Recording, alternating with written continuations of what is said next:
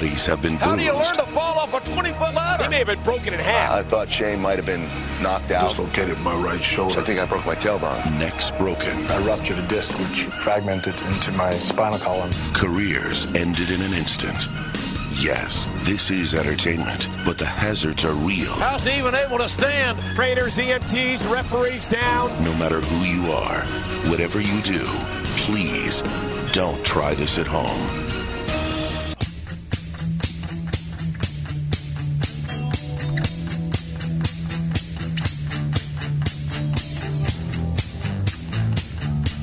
And now from east of the Pacific to west of parts unknown, south of Mars, north of hell, here are the smartest minds in the sport of professional wrestling. This is Brainbuster Radio. You only learn where you are inside when life gives you the test. Will you back down, turn and run, or stand up with the best? When your back's to the wall, what will your answer be? Will you run for the door? Will you run out on me like it's hard? It's no holds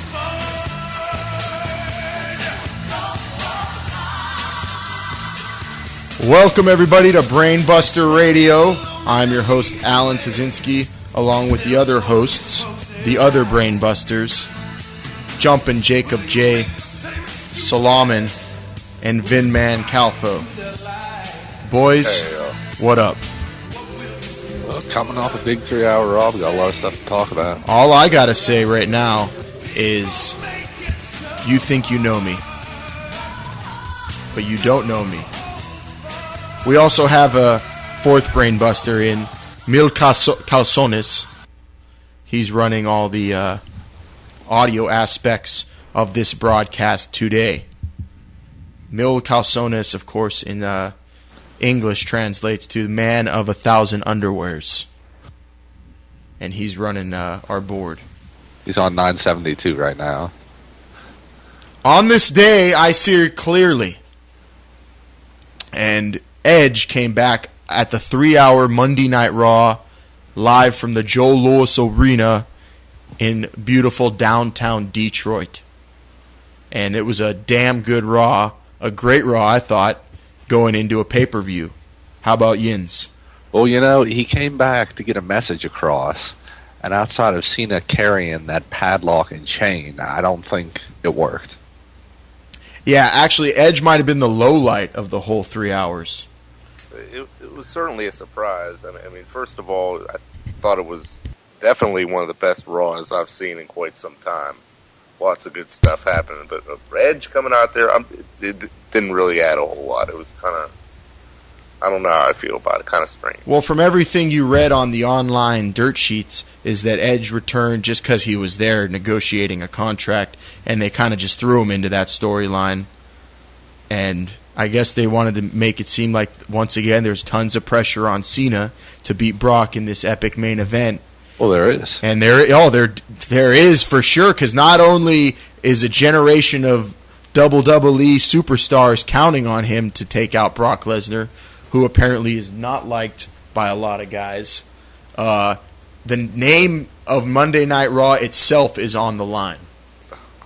Well, no, it's changed. I think that was a stipulation. Win, lose, or draw, it's going to be Monday Night Raw starring Brock Lesnar. I think, that sounds like one of his demands to sign the contract. Yeah, initially, that's what I thought as well. But then you go on to WWE.com, and it says that if Brock Lesnar wins on Sunday, then Monday Night Raw will officially be titled, and oh man, I cannot wait to see this on my DirecTV interface, Monday Night Raw starring Brock Lesnar.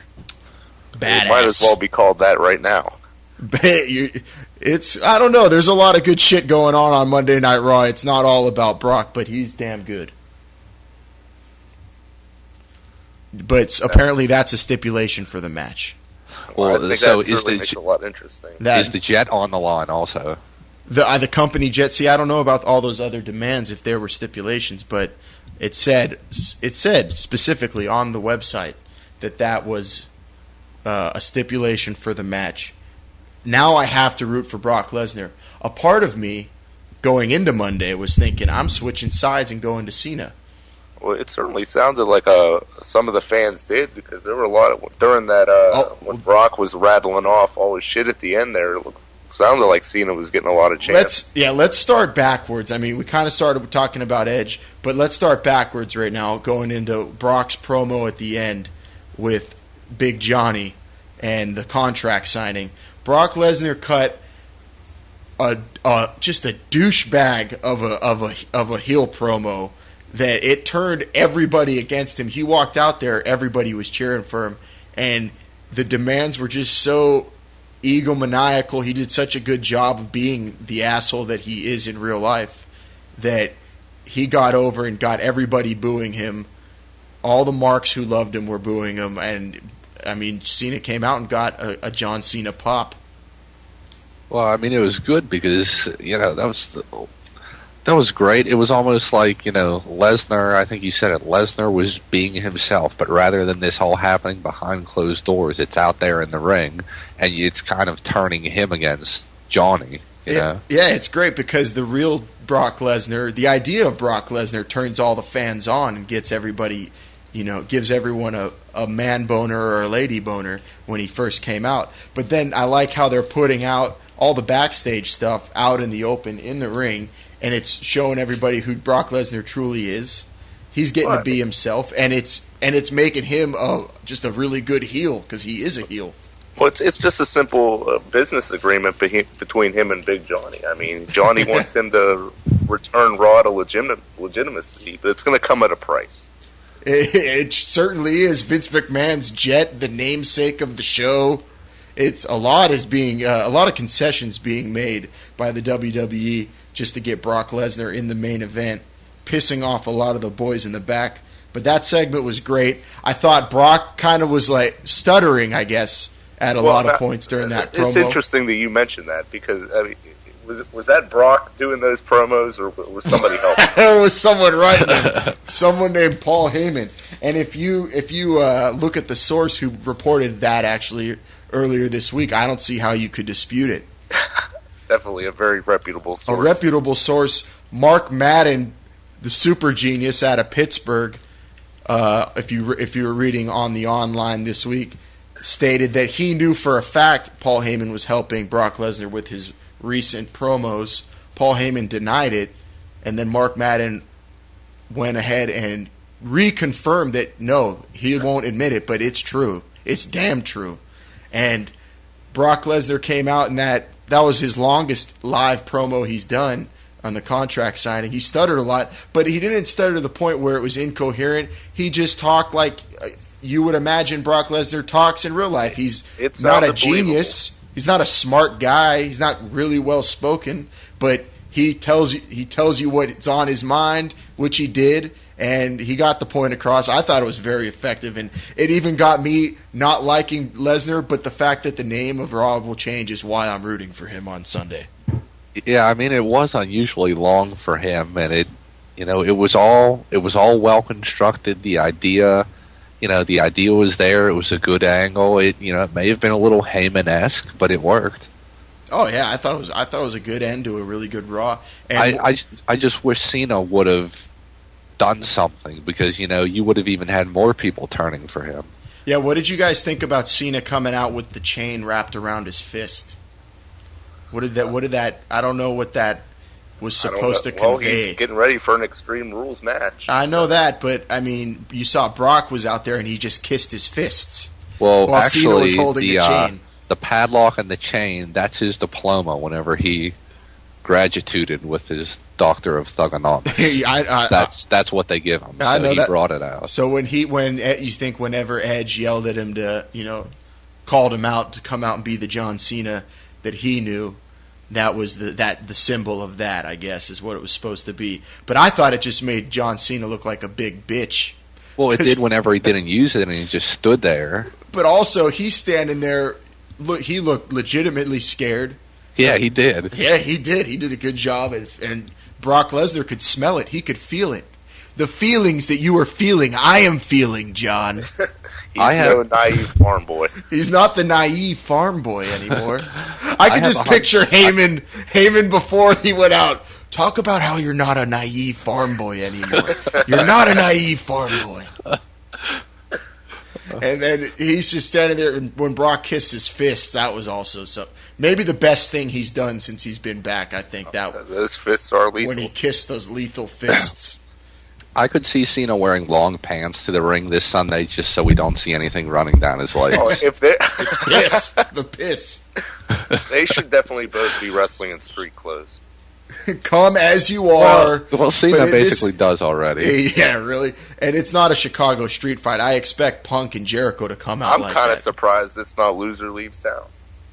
Well, you know something? Whenever Brock was leaving the ring, once the table got flipped, whenever Brock was moving, Cena was moving on the exact opposite side of the table. Staying so that away didn't help him. Right. That didn't help him look like a tough guy. Oh, yeah, they definitely are making it seem like John Cena is scared for his life, and he's going to play it as smart as he can going into Sunday. And like we said last week, lots on the line, and even more on the line now that the namesake and the stipulations. Brock Lesnar can't be fined. Now, Brock Lesnar going to bat for Sheamus. I like that. Now, do you think Big Johnny is okay with giving up these agreements? I mean, he brought Lesnar in, but do you think he's now going to be maybe pulling for Cena because he doesn't want to give that stuff up? It's possible. You saw the look on his face. He was taken by surprise. Big Johnny was taken by surprise, guys, but he still has always hated John Cena. So when you ask me if he's rooting for Brock, there's only one thing I got to say. Yes! Yes! Yes! Yes! Of course he's rooting for Brock Lesnar. Yes! You know, it almost seems like one of those situations where, like, Johnny doesn't like Brock as much as he used to, but rather than have Brock be a full-on enemy, he'll be okay with giving in as long as they're still on a working relationship. And I mean, he knows he needs Brock, and if that's what he's got to give up, he's got to give it up. All the plane and the power. Big Johnny's still in control, but like you saw when Lesnar got in the building, if Brock's around, steer clear and make sure you're on his good side. I mean, also Big Johnny knows Brock is not going to be around every single week at Raw. Well, I'm curious if Brock would maybe somehow he could get like an executive position or something, because apparently those are pretty easy to gain, because Eve just got one this past night. Oh, all you got to do is either bang McMahon or just be really hot and or be able to punch somebody in the face and scare the living shit out of everybody in the locker room. So I think Brock's got a good chance. And now that you mentioned Eve, we're going to go all over. We're not going in any particular order. Let's go to Eve. She was named Executive Administrator to Big Johnny in his People Power Administration. The first woman hired to the People Power Administration. Well, he's an equal opportunity employer. We Obviously. can see that with A-List also. He's got minorities working for him everywhere. Big Johnny's certainly clear that you need somebody to control that Wild Divas division. Oh yeah, and then in her first action as the executive administrator, made that Divas title a Lumberjill match, which I thought was a fantastic decision, considering how much the Bella Twins cheat and how outmatched they were, though. So it kind of evened it up. And I disagree, because I don't think the Lumberjills were doing their job. I thought they did a great job. Well, when they were both over the top rope, nobody was doing anything. Yeah, but what happened at the end of the match, Beth Phoenix hurt her ankle, and instead of sitting on the outside getting counted out and keeping the title, she was forced into the ring by the Lumberjills and lost her title to Nikki Bella, now my favorite Divas champion of all time. Is she the one with the tattoo, or is that... I don't know which one she is, because there's two of them, but man, I love the Bellas. The Bellas are seriously the best Divas to come along in a very long time. The Bellas are the best, worst Divas. They're a lot like David Otunga. David Otunga is awful in every... Oh, he's way better. In every traditional way, David Otunga's awful, but he went to Harvard, and he's married to a celebrity, so he's great.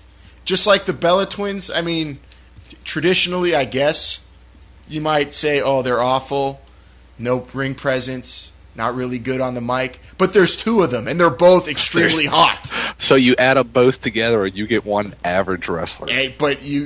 But they're extremely hot, and they're. Did I mention that they're really hot, and there's two of them? There's two of them. There's two Bella Twins. Although this case could be made for Natalia and Beth Phoenix.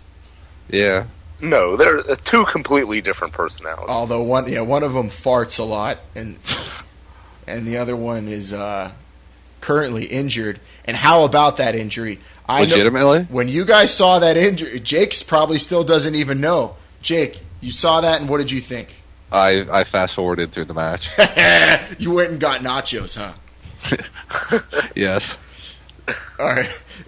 When you saw the Divas match at WrestleMania, everybody got up. You said everybody got up and got nachos. Yeah. Not only I was in line for the entire Divas match plus Jim Ross's entrance. The best thing, though, is that not only did everybody get up to not watch that match, they didn't go to get a beer.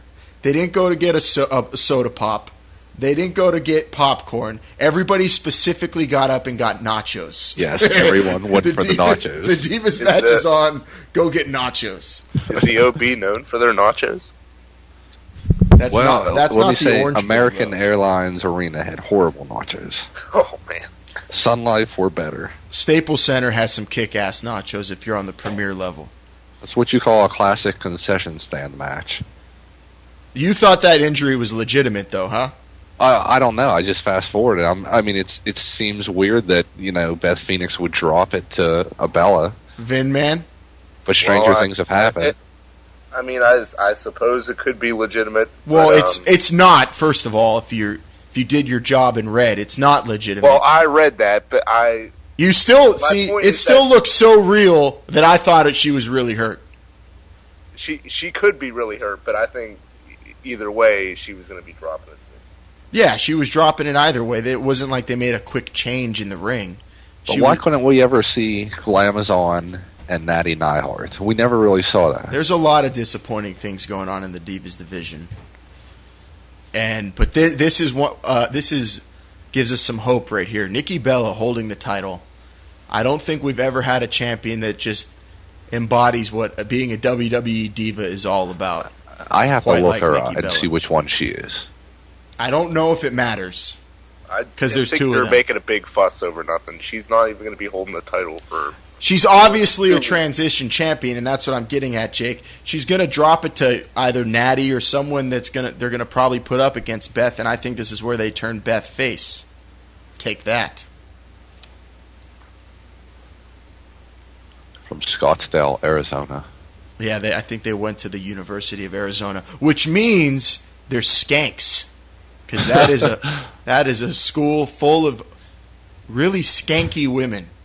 No, I think I like Brie better. I know from experience, dude. But there are two of them, so that's double the skank. And that cancels each other out, so they're wholesome. You could bring them home to mom. Plus, if you ever watch the WWE YouTube channel, they're all over it. You have to bring them both home, though. Yeah, of course. Every other YouTube post is a Bella Twin video. They probably will drop the title on YouTube, actually. It's possible. Just like Santino's going to on Sunday. I don't think he's going to drop I wouldn't be so sure. You guys see Santino getting over the Mizanin, huh? I do. I mean, skill-wise, definitely. He's far and above anything Mike Mizanin brings to the table. I know that, but do you actually think they're going to have Mizanin do a job to Santino on worldwide YouTubes? You know what? I'm just happy that there's a pre-show. I'm a big fan of pre-shows. I'm really hoping Doc Hendricks is hosting. Now, what I want to know is, can you only watch it on YouTube? Because, like, whenever I go to the local sports bar and they have the pre-show with all the video packages and everything, is it going to be on there, or is this 100% YouTube exclusive? This is just like at WrestleMania. They had one. The pay-per-view pre-show will be probably Scott Stanford, which might even be better. Because he's an Emmy Award winner. He's the star of Z True Long Island Story. He's a great entertainer. Well, based on the video packages alone, I'd say the pre-show on TV will be better. And the theme music for whatever pay-per-view. Yeah. But the YouTube pre-show will be exclusively on YouTube. It might even be streamed on the WWE.com site like they did for WrestleMania. But that'll be exclusively on the internet. So you're going to have to watch it on your smartphone, laptop, or whatever you're bringing to the Buffalo Wild Wing. Yeah, I'll see if Big Jim can pull it up on his phone. I will be watching this off of some other guy's TV, or I will be downloading it from some nerd on the internets, probably an hour after it ends.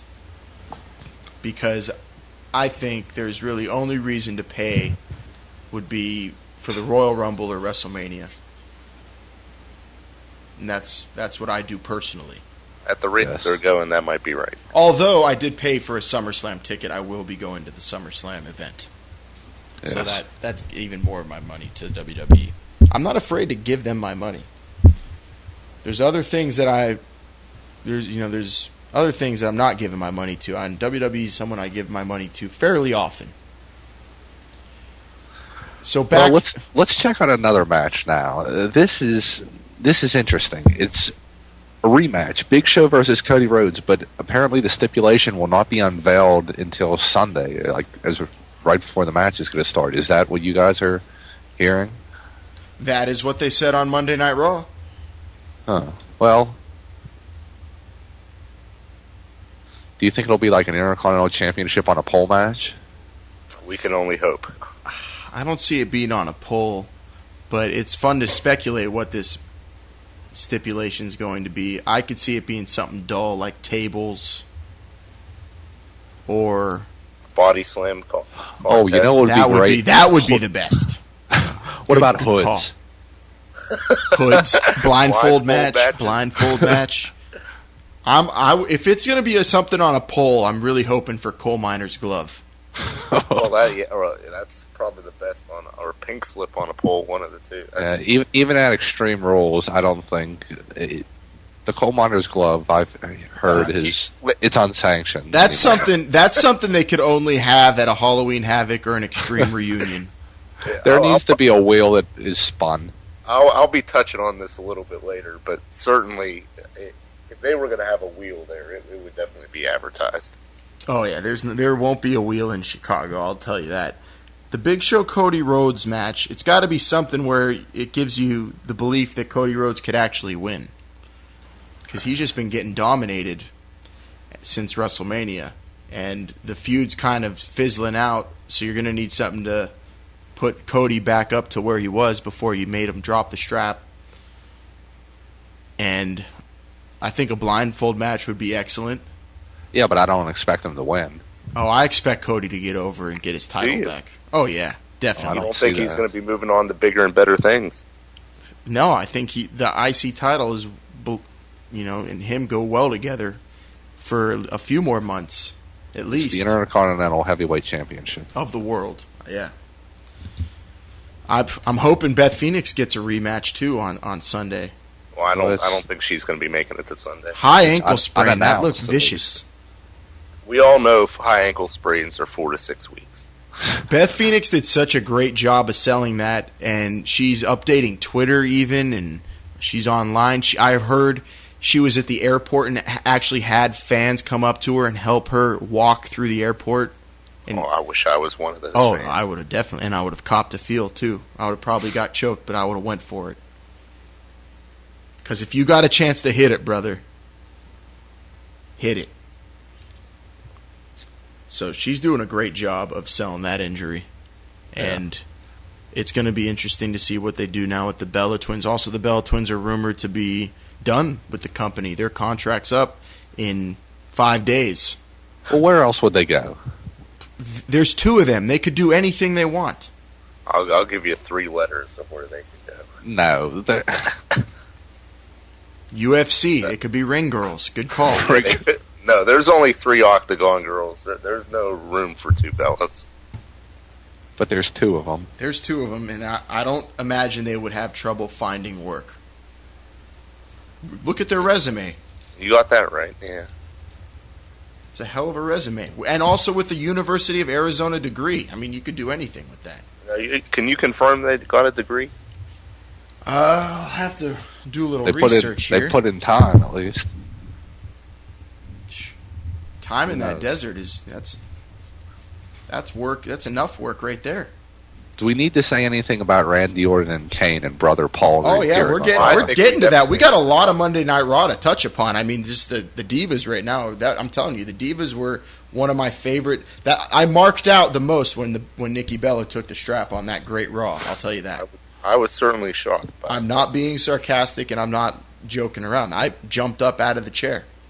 I was a little disgusted. Not that I have a problem with them, but I have a problem with them beating Beth Phoenix. Unless it's karma. She was hurt. But unless it's karma, I don't feel like somebody can beat her. I mean, if you're only on one wheel, it's hard to win. Especially when you're getting double teamed. Oh, all those lumberjills outside. It makes me question. Does Eve have a deeper motive? Is it possible that she wanted to get this Divas championship into somebody's hands that she knows she could woman handle? You're right there, Jumpin' Jacob. I've seen that move done before. That's Diva. She'll pick her spot. Diva handle. She appears to be a nice woman, but I'm just saying she may have interior motives. There's certainly nothing wrong with that. I don't think Eve is scheming to get the strap. I think Eve wants power. She wants fame. I think strap equals power. She wants to be the female Triple H is what she wants. Oh, she's definitely got power now. And now you could argue besides Stephanie, she's the second most powerful woman in the WWE universe. Maybe. What about Linda? Well, Linda's not involved in the WWE universe. Her campaign would tell you that. Well, when you're a McMahon, she's involved in the universe that The Rock plans on taking over in a little while. I'll be touching upon that a little bit later. But we are now officially a half hour into Brainbuster Radio here on Error FM Talk. Big AT, Mil Calzones, Jumpin' Jacob J and Vin Man here, the Brainbusters. And we want to say that the podcast is now up for episode 1. The podcast is officially up on errorfm.com. You could download any show right there. Soon to be on the iTunes. We got to get a few more under our belt to get up on there. But we'll be there soon enough, and you can download any show there. Live Thursdays, 8 p.m. Michigan time, 5 p.m. Zacatecas time? Are they on the same time as us? No, they're not Pacific. Seattle. There you go. Well, whenever I refer to Washington, I only say, what's it called? Aberdeen now. Yeah. That's the only city worth mentioning now. Because the one man from there put that city on the map. Who we haven't even talked about. We haven't even talked about the man in the WWE universe right now. The only man to really talk about. My boy D-Bry. My number one in my Fave 5, dog. We ain't even talk about him yet. There's a reason we're not talking about him. Oh, there's a reason, because we got 2 hours to fill, brother, and we just touched upon Raw. We're going to get more into what happened in that 3-hour Detroit Raw. We're going to get into Extreme Rules and predict some stuff, take some guesses, take a stab at it. Of course, we've got Falls Count Anywhere coming up later on in the show, and this week's Super Pose Down, which will pit myself against Vinman. Jake will moderate. Mil Calzones will push buttons. And will be right back on Brainbuster Radio on Error FM Talk.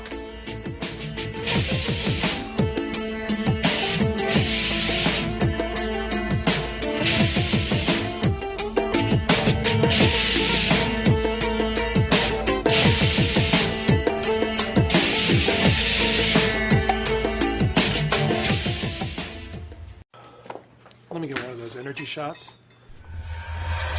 Woo! You're about to get robbed. Pay less and get a fuel in the bottle energy shot packed with B vitamins.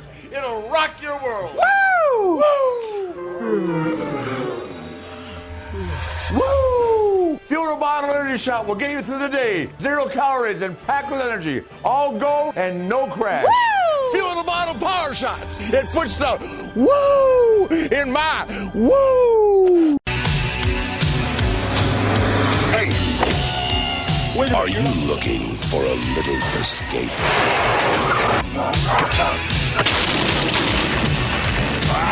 Want to see something This is sick! you don't see every day? Are you ready for a whole new Hulk Hogan?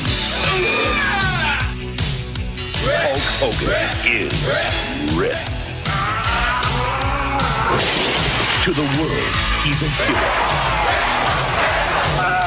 But to this man, he's history.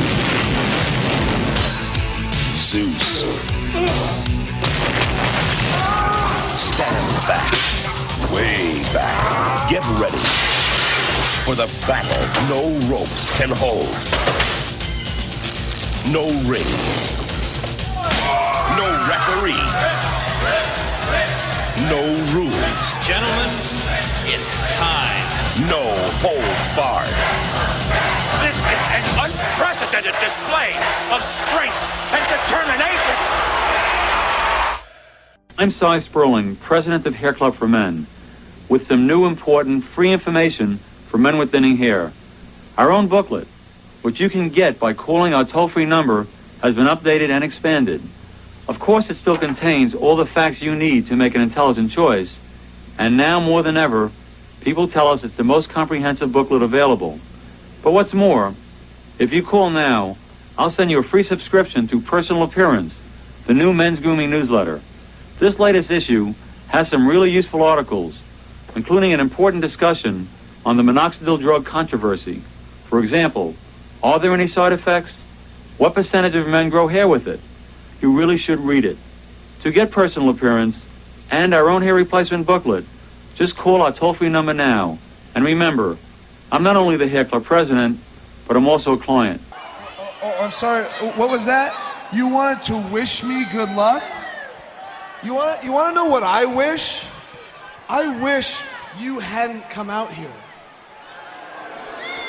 I wish that I had never even met you.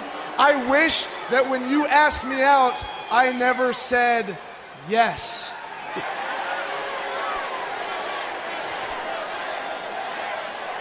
And actually, come to think about it, I wish that you were never even born.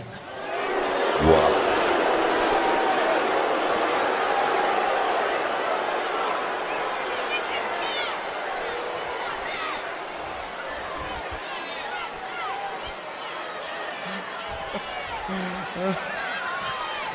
And do you know what?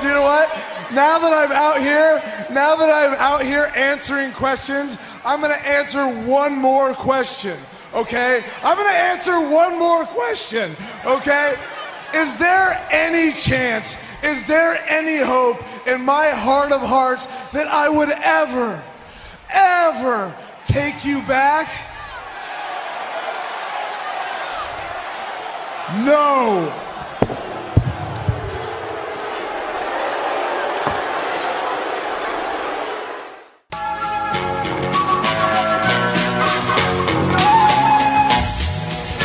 Oh, you done did it now. Chaos, you should have put this one in the vault, man. They not ready. They don't know what's coming, man. Oh, we gonna drop this on them right here. Y'all ain't ready for this. Y'all ain't ready for none of this. Your boy's a bad man.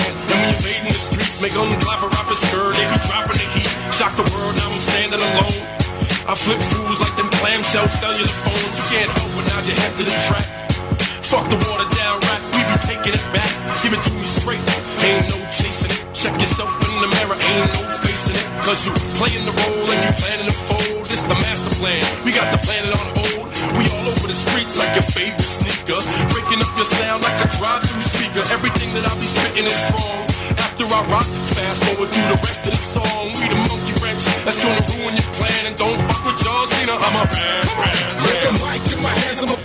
We're talking hard times and clotheslines. Here are the Brainbusters.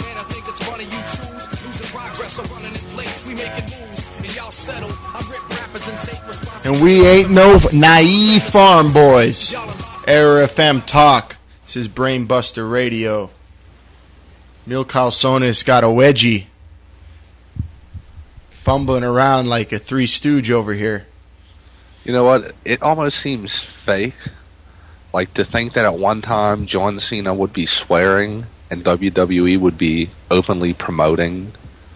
Don't fuck with John Cena, I'm a bad, bad man. His album and having him perform on Raw. Well, you know, John Cena is a company man, but he has balls, man, and he's a bad man. He could rap, Bumpy Knuckles. I mean, that album is one of the dopest albums I've ever heard. And right next to R-Truth, I'd say he's the best rapper in WWE. But you're right, yeah, that's shocking. I mean, if you became a fan the last few years, and then someone gave you that CD, your jaw would drop. But that was the world we used to live in. Yeah.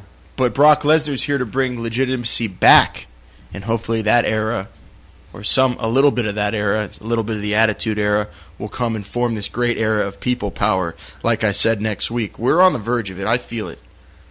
The Detroit Raw was great, and I think there's more of that to come. The only thing that sucks is SmackDown is so heavily edited, it's getting really, really, really annoying. Please elaborate. Well, I mean, you take, for instance, my boy D-Bry. I mean, he comes out and it looks like this crowd is going ape shit, but really all you hear is a couple boos and you hear filtered sound, and maybe that's what's actually none of it matters. Yeah, you'd love to believe that. You wish that was the fact, but the fact is that English crowd went bananas whenever he hit the ring at SmackDown last week. At Raw, you heard it, but SmackDown, which is edited, you could hear some faint yeses because they couldn't completely shut them all out, and then you hear booing. I don't see anybody booing him when he walks out to the ring. But besides you, when you go to the May 14th Raw. Yeah, that opening segment, you got people standing up, pointing in the air, yelling, and you don't hear any of it. But they show it to you. And the thing that pisses me off is they edit that, but then they go ahead and they promote Yes with the T-shirt. And now this week they came out and WWE is openly trying to make Yesing the new Tebowing. Well, there's because Yes shirts sell for money. In the crowd, it does not. But okay, what do you mean? What's the difference? If you have it on TV, if you have people chanting yes, yes, yes on TV, it's going to sell more shirts to the viewers watching it on TV. It makes no sense. Necessarily true, but that is true. The more yes they have on television, the more yes they're going to sell. So it makes no sense. Let me just say, Vidman, Monday, May 14th, you're going to see that it's true. You're going to be sitting next to somebody wearing a yes, yes, yes shirt. Oh, and you know what? This jagoff isn't even going to be able to resist it. I guarantee you he yeses himself. I will not be yesing. I hope I'm sitting right next to Evgeny Malkin right there at ringside. Me and him will be chanting no, for sure. Yes. Oh, he'll be chanting yes. Right now he's chanting, no, no, no, help me, the Flyers are kicking my butt. Help me up. What a disappointment. So you guys seeing Raw May 14th in the City of Losers. And I will be at SummerSlam. That's all next. That's what's on our plates. Well, I mean, it's also Survivor Series might be coming to the Steel City. That's the rumor, and I will definitely have to go to that one. Confirmation, though. I will definitely have to go to that one if that's true, because I have yet to be in attendance for a Survivor Series. Well, it's not even the real Survivor Series anymore, but that's another topic. It's not on Thanksgiving, and there aren't just Survivor Series matches. But yeah, that is another topic for another day. Let's get back into Monday Night Raw. We still haven't touched upon the CM drunk segment. or segments. First, starting off with the match between Jericho and Kofi Kingston. And I also, before we get into all that, I just like to point out how has Jericho had a match against anyone besides Kofi Kingston one-on-one? That, I mean, I know he had at WrestleMania with CM Punk, but on TV, it seems like that's the only guy they put him up against. Yeah, I mean, I think he was in a couple of 6-man tags, but one-on-one. Yeah, one-on-one, it's Jericho and Kofi, and those matches are entertaining. They're good. Kofi can go. He keeps up with Jericho. They're fast-paced. That was their longest match they've had on TV on Monday. I was entertained. Not for 1 second did I think Kofi was getting over. But I would say him and R-Truth are two of the only faces they have that could actually wrestle and put in a match against Chris Jericho on free TV. I mean, it was a great ending with the code breaker. And you know what would be interesting to look at is whenever Jericho will do the Walls of Jericho or the Lion Tamer and then look at his win-loss record, say at the next pay-per-view. Because doesn't it seem to you like he only pulls out that Lion Tamer, for special times, even though it's probably not going to pay off? You mean the one where he has him in the traditional Lion Tamer? Yeah, the real WCW one. Yeah, I'm so glad he brought that back, and yeah, I mean he's busting it out pretty much all the time now. I think it's his staple now in his move set since he's returned. But I think unless the Walls of Jericho, the Boston Crab is a lot easier for somebody to get to the ropes. So, like if he puts it in and they want to extend the match, he's almost going to have to do the Walls of Jericho. Oh, so you don't see anybody getting to the ropes from the Lion Tamer? No, not unless they're right beside the ropes and they can just reach out and grab it. That seems like a difficult move to try to crawl in. Yeah, way harder. But it's been done. But I mean, he usually has them set up closer to the ropes. They're not doing the whole bit where they're crawling across the whole ring, which I've never been a fan of. I'm a fan more so of submission moves they're in one spot near the ropes, but just far enough that you think he might not get there. A good submission, once it's cinched in, nobody's getting out of it. So you're saying you don't like somebody breaking out of a submission? I'm not I like it, but I don't like seeing a guy rope break. Yeah, I don't like seeing a guy crawl across the whole ring. I think the more believable scenario is when we're talking in-ring psychology, is when they're near the ropes. I like it when they're set up not in if it's in the center of the ring, the match should end. Well, no, I mean sometimes you could hulk up and get out of it, or if you could reverse it into figure four. You're right. The figure four is different. But yeah, and for those guys who can hulk up, but how many of those guys are there now? Well, that's why it's very difficult to get out of a submission in the center of the ring. It happens way too much, I think. Well, you're right there, yeah. So Jericho faces Kofi, beats him, and then cuts. I don't know if it's so hard to nail what was the promo of the night. There was a shitload of great talking going on Monday, but Jericho cut a great promo, telling everybody how Punk knows extreme. He knows extreme alcoholism.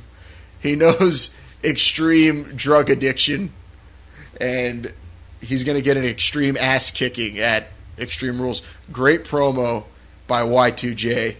And then the whole backstage thing with Alex Riley, I thought that was just perfectly well done to set up their pay-per-view match for Sunday.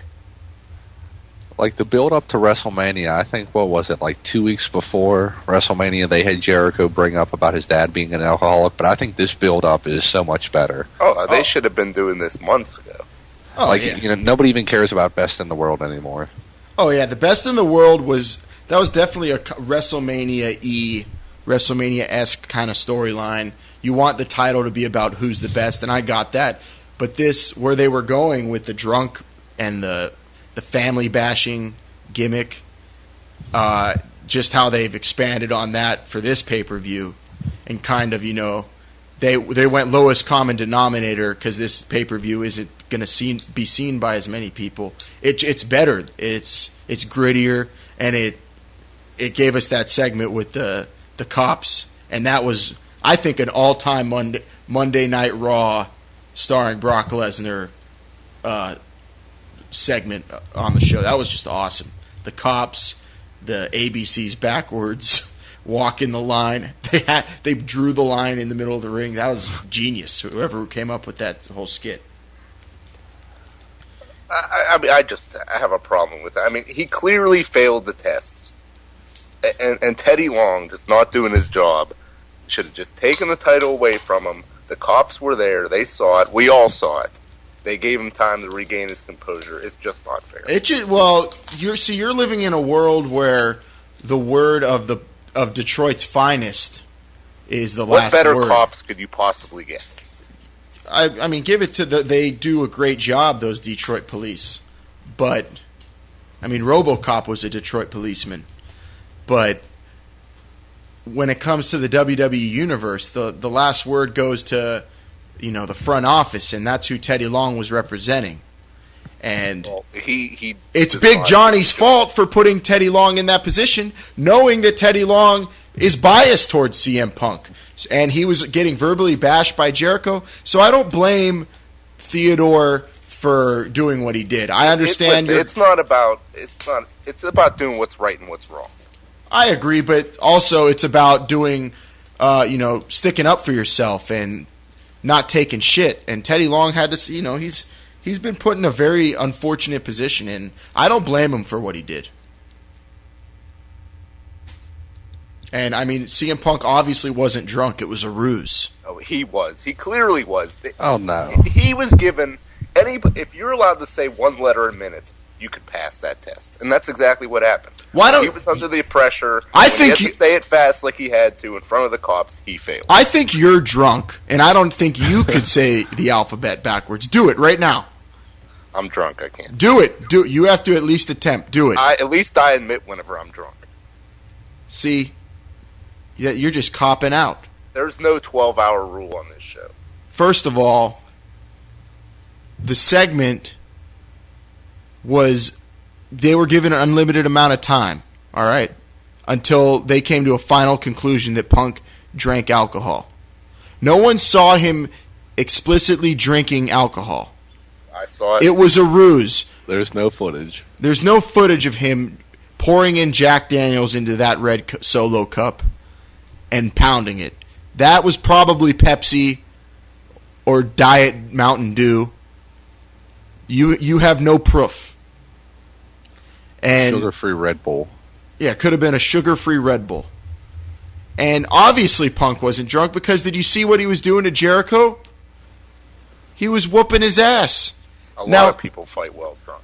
Yeah, but I don't think a lot of people could fight the best in the world at everything that he does drunk. You have to have all your mental and physical capacities at full force. CM Punk, a lot like me, is a straight edge superstar. That means we don't drink, we don't smoke, and we don't do drugs. And that's a lifestyle CM Punk has chosen, and he's lived like that forever. I mean, I just want him to come clean with us. Just come out. There's nothing to come clean about. If you're looking for that to happen, man, you're going to be waiting a long ass time. He's a drunk bastard, and we all know it. See, you're too worried about him being drunk. That's over. Punk won that war. Jericho, I'm pulling for Jericho in the Chicago street fight. I want Y2J. He's the greatest entertainer of this millennium. The man can dance, sing, wrestle, act. He could do it all. Host a radio show. And this shit is not easy. I want him to win, but the fact is he's not going to beat Punk in this psychological game that he's playing. Punk proved that he isn't going to succumb to drinking and all the shit talk about his family. This isn't about being the best in the world. It's about the physical fight in Chicago on the streets. Jericho just has to come as he is and prove to the world once again, shock them all on CM Punk's turf and win the title straight up. That's all he has to do. I mean, I know he wanted to get in Punk's head just because he's so mad at Punk for being a wannabe, but the fact is Punk is mentally strong. Jericho just has to step his game up on Sunday, win the match, and the rest will be forgotten. Well, let's talk about the match on Sunday, because the way that I see it, all signs point to Jericho winning, but I don't think that's going to happen. You got to look. You're in the champ's hometown, so first of all, despite contrary belief that the home team is going to help, we've seen that's not going to be the case. I think everything says Jericho is going to win, but I just see Punk retaining it again. Plus, if it is a street fight, who says Colt Cabana can't jump over the rail and help his friend out? Oh, you're right. You're right. Dream scenario. Oh man. I mean, I don't know if anybody's thought about that. Even better, Colt Cabana jumps the rail and screws Punk. That. Oh my. But we're just talking in a fantasy land. That would be about 5 months of pay-per-views. Yeah, Scotty Goldman's not hopping over that rail. It ain't happening. The biggest free agent out there is not coming to the WWE. They obviously don't want him. What's cracking? But that would be beautiful. And yeah, CM Punk's he wins all the time in Chicago. So, I mean, what's the win-loss record for champs in their hometowns? I'm very curious to know. I would say under. I would definitely say under. Televised shows, I would say under. Non-televised, I'd say. You don't think they have a winning record? I don't think so. I mean, off the top of my head, would Bret Hart losing in Montreal count? I mean, that's home. He lost the match. That's home country, but he's from the western part of Canada. Yeah, but the whole state, the whole country is almost like his hometown now. Yeah, I guess you could say that. Shawn Michaels wins in San Antonio with the Rumble. Yeah, he did. Austin beats The Rock in Houston. Flair over Vader in Charlotte. I mean, guys go over in their hometown. The thing is, Punk's won so much recently in Chicago. Maybe he's... Well, not that last Raw. I don't think so. You the last Raw in Chicago? Right. I don't think he won. I can't remember. Was that the one where he was supposed to fight Laurinaitis in the main event? Yeah, but he had the Future Endeavored shirt? But it wasn't on worldwide pay-per-view. Oh, we're just talking pay-per-view. We're talking worldwide pay-per-view. Randy Orton loses the Rumble in St. Louis. That was kind of shocking. But that's a Rumble. I see Jericho getting over and dropping the title very quickly. But, I mean, there's also rumors of a huge Fozzy nationwide tour that I'm sure anybody listening to this show right now is going to be going to. So, he has that. So, I don't know is he going to travel with the band with the title? That'd be tough. But it would be some of the hardest shit I ever saw. Jericho singing Let the Madness Begin while wearing the belt in front of 80,000 screaming fans at Lollapalooza while wearing the WWE belt. That is up there with Monday Night Raw starring Brock Lesnar and just... I mean, it'd be a rough schedule. Levels of badassness. Yeah, that's a toss-up, but I guess you have to lean towards Punk. You have to lean towards Punk. I'm sure Vince... I think Punk's going to win. Yeah. I think Jericho has unleashed a monster that he is going to regret. If I'm putting money on that, I'm putting money on Punk. You have to. Hometown. Well, I mean, I think Jericho will beat CM drunk within a few inches of his life, and then some of those Chicago sweat hogs will save him. Do you see this match taking place a lot not in the ring, possibly even outside? What are the odds that they wind up fighting near the L train? Because this is in suburban Chicago, though, huh? Is it really? Is this at the Rosemont Horizon? I haven't even looked. I don't know if this is at the United Center or. Here. Well, it's not Falls Count Anywhere. I mean, at least I don't think. Yeah, but isn't a street fight Falls Count Anywhere? Yeah, it's in Allstate Arena in Rosemont. Okay, this is in suburban Chicago, so this is really Punk's turf. Because remember, he's a suburbs kid. He's not really from the streets of Chicago. Well, this is where they had Money in the Bank, right? Yes. They rarely have events at the United Center, I think, because that's the one in Chicago, right? Oh, they had SummerSlam '94 there, maybe. Yeah, that's in like the middle of Chicago. But this one, this is in the suburbs, and I mean, I see it going outside. I definitely see them fighting all over the place. This one I see going outside of the arena. You know what? They have the Falls Count Anywhere on the card, too, so that one's probably more likely to go into the crowd in the boiler room. Yeah, but the Kane's icebox. not going outside. Huh? Yeah, but Kane's not going outside. I know it's Falls Count Anywhere, but I don't see those two. Oh, this is definitely going to a gimmicked room in the backstage area for sure. And I'm inside of a freezer. Yeah, that's what I'm hoping. That was awesome. So yeah, we all know Punk's. We all have Punk winning. We can get more into that later, but we have to touch on. We're running out of time for this segment, but we have to talk about Randy Orton, Kane. I hate Orton. I've told you he's completely dropped off for me. All he does is pose. His 5 moves of doom are worse than anybody's ever because they're not even 5. It's just the whole match of doom. Every friggin' move is the same in every match. Every single match. Orton's just gotten so predictable and boring. But Kane, give it up. He gave a hell of a promo. Kane uses the biggest words in the WWE until Damian Sandow showed up. It's all about Kane. Kane, just huge words. Awesome. And then the Paul Bearer thing, he doesn't even give a shit about Paul Bearer. I mean, this feud made absolutely no sense until last Monday, where it finally started to get good. Locking Paul Bearer in a freezer is unreal. Oh, yeah, that's why I'm glad it was a 3-hour Detroit Raw, because it had enough time for... You had Paul Bearer getting locked in a freezer by Orton, then you had him getting saved and fucked with by Kane and thrown back in the freezer.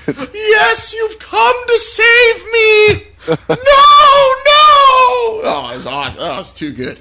Is it possible that Paul Bearer somehow makes his way to Chicago with icicles dripping off his nose? Yeah, just big... The WWE did report that he's being treated for hypothermia. Oh, okay, so he is okay. He's in a local... Well, I don't know if he's okay, they're just treating. He's out of the freezer at least, so that's a start. Yeah, he's in a local Detroit ICU in a freezer burn unit. And they also have on WWE.com Paul Bearer's worst moments. I suggest you go check that out. There should be a lot of them. Tweet about it. Facebook comment. Oh, yeah, we have a tweeter, don't we? We do have a tweeter. What is that? Where can they find us at on the tweeter? The Brainbusters on Twitter. At the Brainbusters. Email us at brainbusterradio@gmail.com. Spacebook us at Brainbuster Radio. And then when we're on iTunes, it's always good. Leave comments on the iTunes page.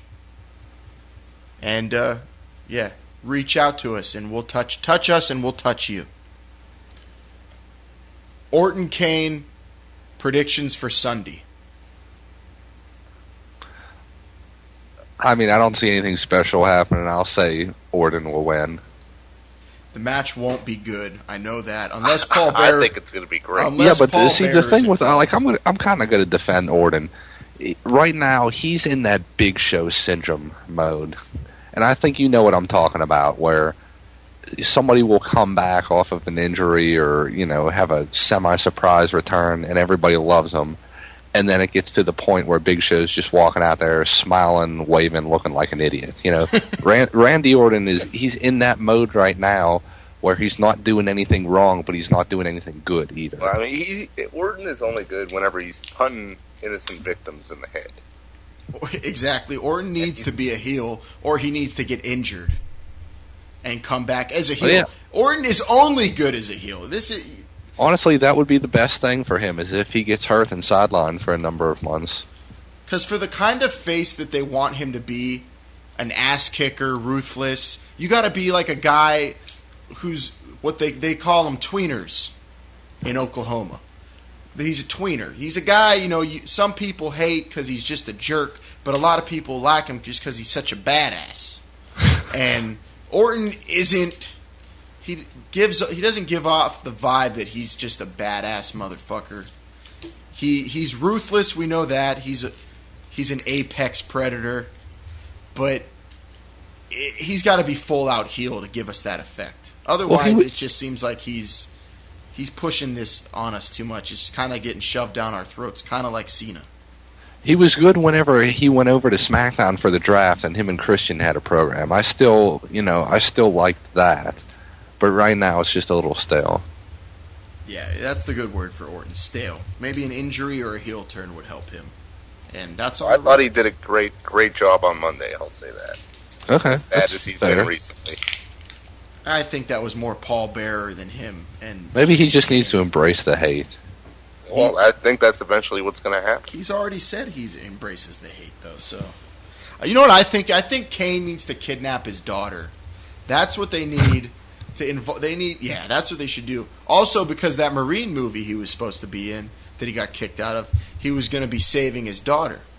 So maybe if they just, since he can't be in the movie, did that storyline on TV, that would get over, and that would be an awesome storyline. I'd love to see Kane fondling a young girl. That would be hilarious. You know, whenever Randy Orton pushes his own father in a freezer and shuts the door, then he'll truly embrace the hate. Yeah, he'll never be doing that. I definitely expect Bob Orton to make an appearance on Sunday, too. Do you think Paul Bearer will be there? I don't see Paul Bearer. I don't see Bearer being there. But why would Paul be there? Both men hate him. Nobody wants him. Yeah, Paul Bearer won't be there. But unless he finds another monster. What if he finds another monster to bring in, like Black Rain? Black Rain. Yeah, hopefully so, and he shoves a rat up his ass or something. We're mankind. Black Rain. I'm calling it now. Cowboy Bob Orton with the cast or lead pipe helping Randy win in a very mediocre match. I'm going to say Paul Bearer is going to bring Relic, which is killer spelled backwards, and he's just going to decimate everybody. Or Judas Macias.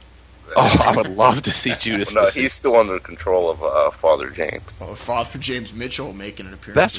That's what we need. Maybe Kane ditched Paul Bearer to get Father James Mitchell. That seems like a much better fit right now. Well, wait, you're talking about way too good of stuff. Maybe that is some illusion right there that Kane was making, saying he's always seen his dad as being the devil himself, which is Father James Mitchell.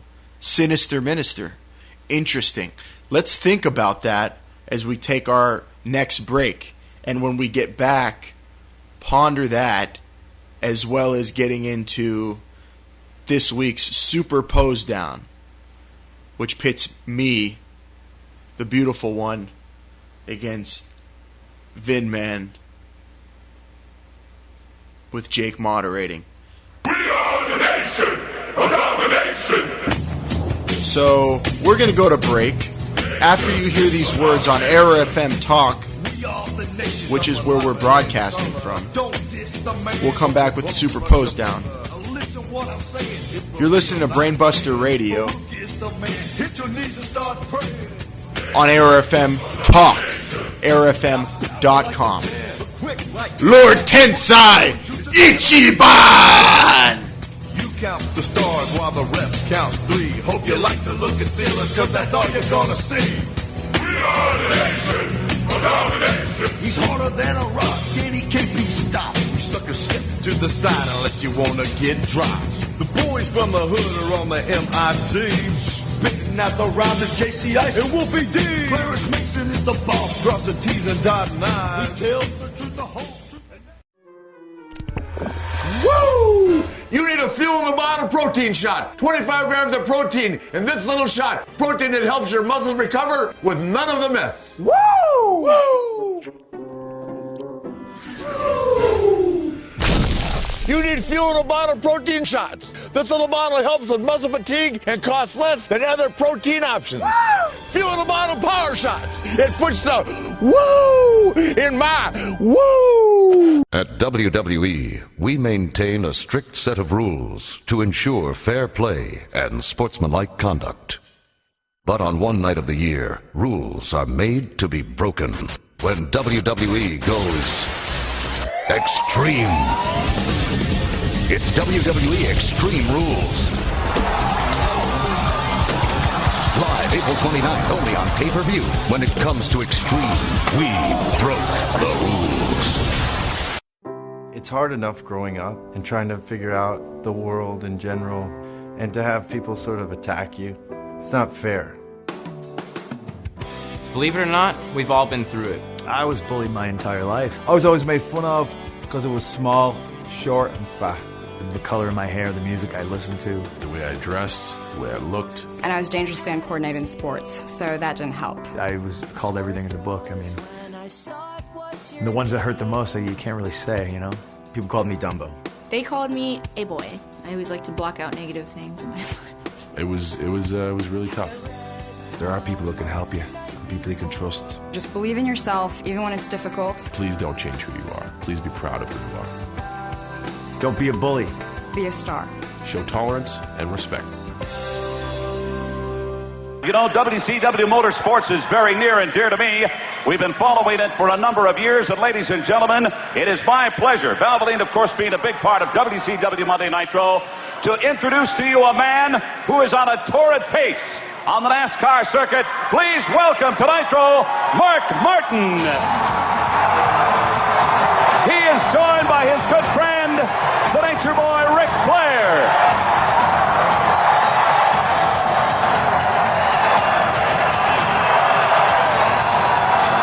They're hanging from the rafters here tonight. Mark, great to have you aboard. Great for our association, WCW Motorsports, Valvoline, and of course you. This weekend, I'm going to go down to Charlotte and win that race for all you WCW fans. Wait a minute now. Mark Martin, Charlotte, North Carolina, the home of the Nature Boy, Ric Flair. Is that okay with you? It's a great thrill to be out here with Mark Martin. Mark, I want you to stick around long enough to watch me run 6 into the wall, brother. Woo! WCW Motorsports, WCW Mark Martin. Win this car. Stay tuned. We are live on TNT. This is WCW Monday Nitro. Hey, I heard you were a wild one. Ooh,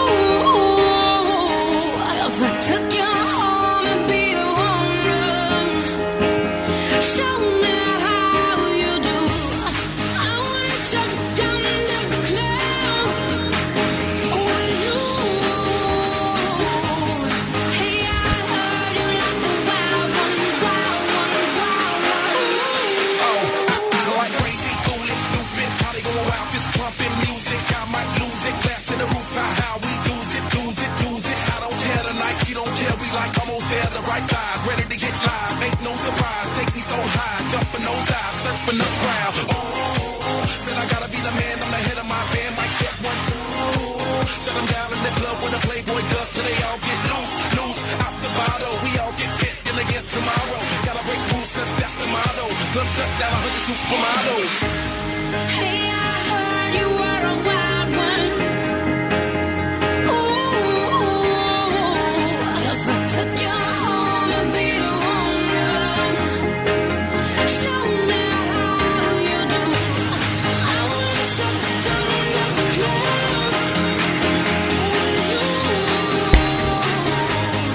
Hey, I heard you like the wild ones, wild ones,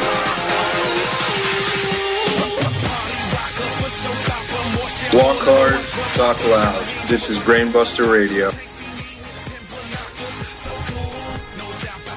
And we doos it. Brainbuster Radio.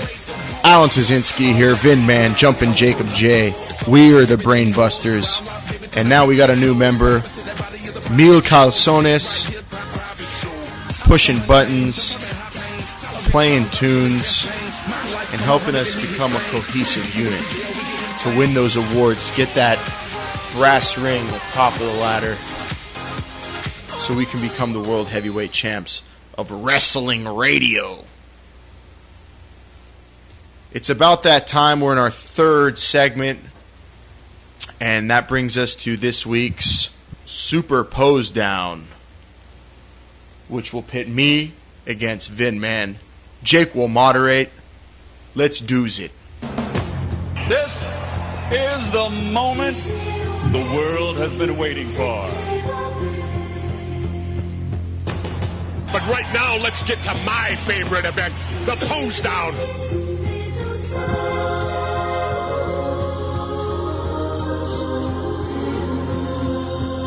Here's Here's the one that you of the world has been waiting for.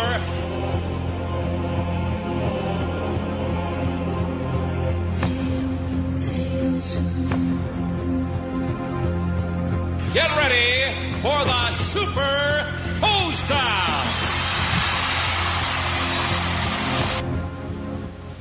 Super Pose Down time. Jake, take it away.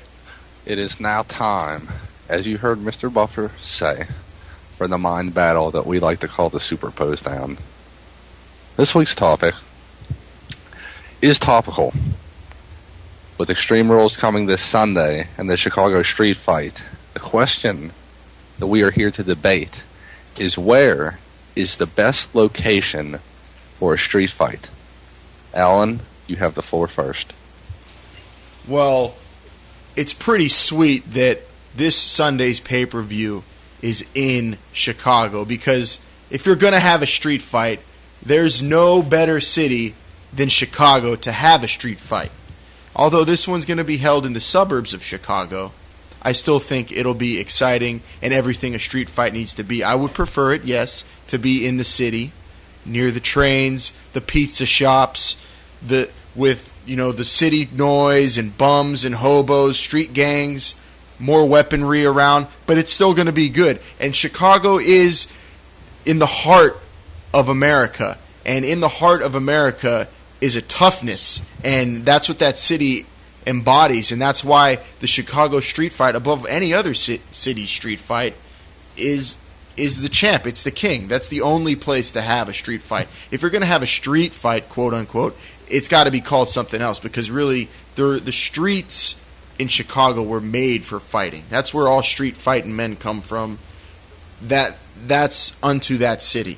A place like New York, you're going to have that somewhere specific, maybe like a subway get down, or I don't know, a fight atop a big building, or in one of the bars until 4 a.m. because that's what they're known for.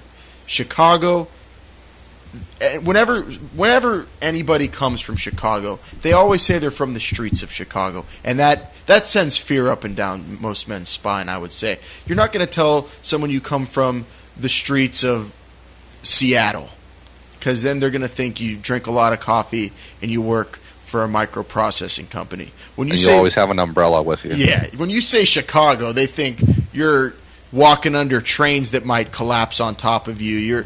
There's car chases ending with just cop cars piled up 10 high after two guys bust out of Joliet. The Chicago streets are much tougher than, I would say, 98% of the streets out there. The Detroit streets are pretty tough, but I would say the Detroit streets are so tough that you couldn't have a street fight out there because it would have to involve guns. Then what say you? All right. Well, now, I certainly don't like this place, and I think I speak for everybody when I say this, but the best place for a street fight has to be Philadelphia.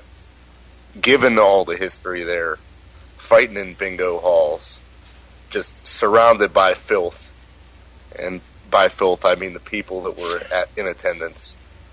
It just complete other wars took place there. So much history. It's got to be Philadelphia. Now, what do you say about that? Because he has a good point. These people don't care where they fight. These people urinate on the floor of the bathroom, but somehow the wrestlers make their way all through that building. It seems like it has the perfect atmosphere, don't you think? I feel like Philadelphia is just so filthy and disgusting. The people are subhuman, and it doesn't even count as a city to have a street fight in. I think if you're having a street fight there, you're just some company that has events in a bingo hall. You're not legitimate. And that place it's not worth the boots that professional wrestler is wearing to walk upon. It's just disgusting, and I think it's too grimy. And it couldn't even; those aren't even streets. The streets aren't even paved there, so you can't call them streets. It's a gravel fight. It's a dirt road. It doesn't. I don't think it qualifies. Vince, what do you have to say? Has the city of brotherly love gone soft?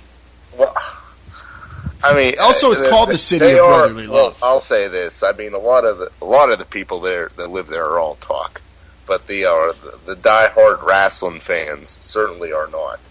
Whether they're from Philadelphia or coming there for a show, I mean that place is just disgusting. Everything about it just screams no rules, no holds barred. Those are the Chicago streets that scream that.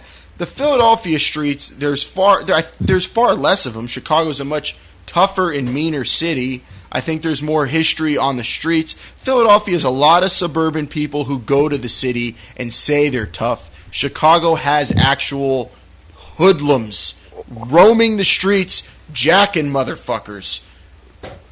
Philadelphia is just filthy, and it's just full of assholes who try to perpetuate that they're tough. I agree with that. I'm not knocking, but I'm just saying that they're paper champs. Setting is far more violent. I disagree. I think Chicago is a much more violent town. I will walk through the streets of South Philly before I walk through the streets of South Side of Chicago. I'll tell you that. I mean, I'd walk, especially with this skin color. I'm just saying, based on the history of brawls that have gone down there, it seems like a mecca of sorts for street fighting. For brawling in a bingo hall, those were all held, indoors with weapons. I'm sure some of them made their way outside. Yes, but Chicago street fights end out usually by pavement, underneath a bridge, with cars involved somehow.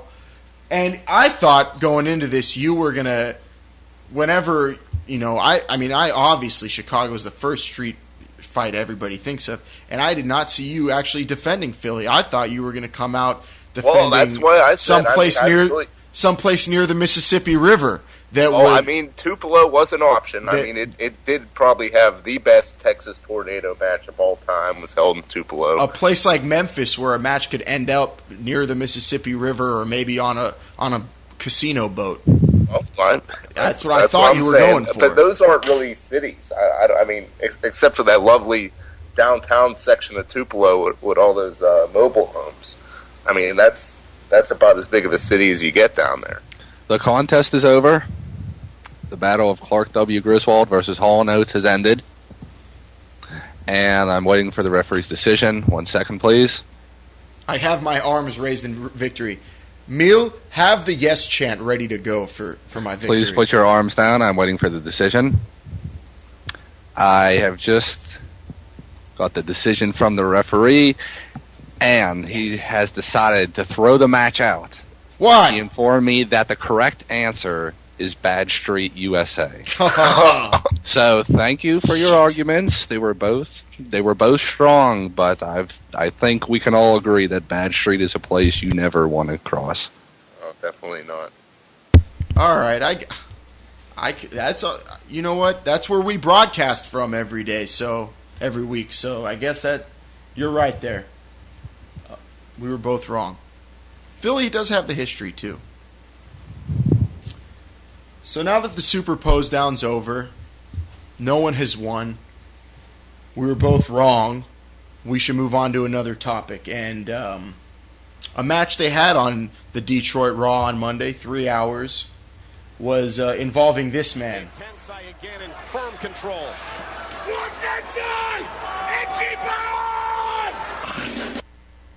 Lord Tensai, Ichiban! Maybe the second best thing anyone's yelling during a match. Now, and Lord Tensai destroyed R-Truth on Raw. Lord Tensai not really getting over with the fans. He looks great in the ring. I mean, you could tell that Albert honed his craft while in the land of the rising sun. Yeah, he's in good shape. Everything looks good in the ring, but I feel like if they would have brought him back as A-Train, people would care about him. Yeah, but I love Lord Tensai. I think this is awesome. I'm a big fan of it. I'll say that. This is a great thing they have going here. This is exactly what they need. Some guy from a land far away. This is right up Vince's coming alley. Here to beat people up. You know what? We didn't agree during that pose down, but I agree with you wholeheartedly here, brother. Lord Tensai, the gimmick is fantastic. Yelling during matches. He's pulling it off perfectly. Dominating. He's a professional. You could tell. I think Vince just likes him because they sat in the same seat in the cathedral. We very well may have. We have that in common. Streets, but he's had a lot of impressive victories so far. I'd say the only thing that can make this better is if he was being summoned by a higher power, the Pearl of the Orient, the Great Buddha. Or that would make this better. If there was somehow some tie into Mr. Fuji, it would make it a little better. But Lord Tensai is great. He's got his little, his valet guy, his servant. His deshi, I believe. His deshi is what he's called, yes. With the ceremonial salt. The green mist, he's got it all. He's got it all. He's the total package. The only thing he can't get over is the Albert thing. Maybe they should have kept a mask or some face paint on him. That's what I'm thinking. Now, there's only one piece of advice that I could give him, is be careful with that ceremonial salt, because it could come back to bite you later. Oh, yeah, it can backfire. Well, we've seen that happen dozens of times, and most notably WrestleMania 9, Caesar's Palace, Las Vegas. You have to be careful with that salt. It can make you go blind, legally blind, but so can the green mist. But I think Tensai right now, he's doing everything right. He needs to keep doing what he's doing. You shouldn't expect a title shot within your first month. Well, he's not necessarily out there asking for one. I don't even think he cares. He just wants to hurt people. Oh, he's asking for one by his in-ring motions, is what he's doing. Well, that's the way you should be asking for. And it's just going to take time because, let's face it, Tensai is not somebody that's going to go to Eve and cry and beg for a U.S. title match. But don't you worry, the higher-ups are definitely noticing him. Oh, I definitely think Big Johnny already has him on his radar. Put him in the main event in his third week with the company. We've got... And he won. And he beat the former face of the company. Yeah, big win. Straight up, flat out. No controversy there. He beat him. And everybody else he's faced, he's knocked out until, even R-Truth this past week. R-Truth, former NWA champion. He just wiped the floor with him. Oh yeah, he's no slouch. R-Truth can do it all. He could rap, he could dance, and he could damn sure wrestle. And he got taken out by Lord Tensai. Lord Tensai, the only thing he may need to get, to that next level is maybe his deshi needs to step up his game. Well, that's why I'm saying the Great Muta needs to get involved. Well, I don't think he needs to step it up unless he's in trouble or in case, he drops a match. Lord Tensai is one or two just excellent promos away from being legitimate title contender week in, week out. Right now he's cutting some really good promos that are airing on his way to the ring. He needs more stuff on the YouTube channel and backstage. I'd like to see some promos airing during a match. Or as a match is going on. That would be excellent. Not on the pay-per-view this Sunday, though. No. They could throw a squash match in there. Tensai versus Riley. I could see that happening. Although just he's already something quick. He already wiped the floor with him, though. So. Oh, you know what would be a great match? Tensai versus Tatsu. It's already happened. Has it? Yeah. That was he's beaten a who's who. That was his second match on Raw. Who? Really? I don't remember. That was his second match on Raw. On Raw? Yeah, and it was highly anticipated in the Twitterverse. Yoshitatsu, as soon as Lord Tensai debuted, was very threatened, saying, "Lord Tensai is not real Japanese. I am real Japanese," all over the Twitter. And he went out and got squashed because Lord Tensai doesn't claim to be Japanese now. He claims to have dominated Japan, found himself. He's embraced that culture. And now he's just Ichibaning the shit out of everybody he comes across in the WWE. I'm very interested to see where he goes. But even more than that, this Sunday, I am very interested. Probably anticipate this most because this man is on fire. He's the most over throughout the show, cheering him from the beginning of the show to the end of the show. And he is in a 2 out of 3 falls world heavyweight title match against the champ Sheamus. Of course, I'm talking about that boy D-Bry, number 1 in my Fave 5, dog, coming out, hopefully putting Sheamus in a yes lock twice to win the title. So much riding on this. The future of a guy who looks like he's about to hit a level that not a lot of guys have reached since CM Punk did last summer. And just a whole ton. Sheamus' career is riding on it. I mean, he's got guys backstage backing him, but will it hurt him if he loses? Is he going to be able to prove that WrestleMania wasn't a fluke and he didn't just cheat to win? I think it's the biggest match on the card, and no one's talking about it, except us, right here on Brainbuster Radio. I mean, the crowd is going to be in it. Could it be, what is it, 80-20 for Bryan? Probably, maybe a little higher than that. And to me, it seems like, I'm going to say now, new champ. You're calling it right now. I'm going to say new champ, but I could see Sheamus getting a quick pinfall early in the match. I could definitely see that happening, but that's why it's 2 out of 3 falls. Oh, yeah. I'm really glad for that, because if Sheamus, tries to hit D-Bry when he's not looking again, it could end real quick if it was a regular, one fall to the finish. But And it's like he said on SmackDown, it is going to be a wrestling match. He stressed that. Finally, we're going to get what everybody wanted to see at WrestleMania. Extreme Rules, and D-Bry can't get... I mean, he's as over as you can get already. I mean, put the title on him and let him do his thing, man, because WWE is really dropping the ball if they just squash him and try to shove Sheamus down our throats. That will be the most... Nothing else on the card... match-wise, win or lose-wise, can really disappoint me. I mean, if Punk wins or Jericho wins, I can go either way. Either way, it's gonna be good. Same with Cena or Lesnar. But if D-Bry loses to Sheamus and gets, beaten thoroughly, it's gonna be a huge downer for the whole show. And good thing for them that the event's in Chicago and they're gonna have Punk to pick the crowd back up. But the crowd's gonna be very bummed if D-Bry gets squashed. At least it's got to be a great wrestling match. And those two can pull it off. Well, there's a lot of... Go ahead, Ben. Do you think, they obviously put the title on Sheamus for a reason. Do you think that maybe they've had planned to have a long run for Sheamus, but now since D-Bry is getting all this attention from the crowd, they're going to just give it right back to him? I certainly hope not. But I know for a fact they plan on having Sheamus go a while with the belt, at least be a top guy. The only way to really have that guy be a top guy, because his name's not too big yet, is to have the belt on him. And he is, you read online, he's friends with Triple H. He works out with him. He's close with Triple H. So, that's great for Sheamus. But, yeah, D-Bry has all this momentum. How are they have a very difficult job of keeping that momentum going, but still doing what they want with Sheamus. I'm interested to see how they pull it off. I will tell you now, I don't expect them to. They're going to have to choose either way, and I definitely see them going with Sheamus. So it all depends on what kind of momentum this is for D-Bry to keep it up. Hopefully he can lose and keep it up. I know I'm going to be at SummerSlam trying to get the entire crowd to chant yes from the beginning of the show to the end.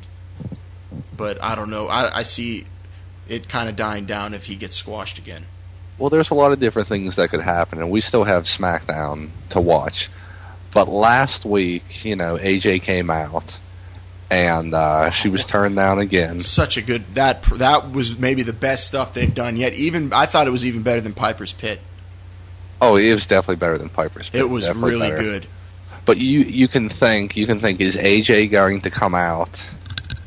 AJ can come out for this match. Or what about Del Rio? Didn't he beat Sheamus? Del Rio's got a title shot on the horizon, man. Don't sit on my boy ADR, dog. Because Del Rio is going to make his... via disqualification, but they still have Del Rio over there. And what about Christian? He was at WrestleMania and we haven't seen him. What's his story? Christian is apparently, from rumors I've been hearing swirling on the internets, Christian is going to make an appearance this Friday night on SmackDown. We, of course, air on Thursdays. You're listening to us on airfmtalk.com, airfm.com, airfm talk channel.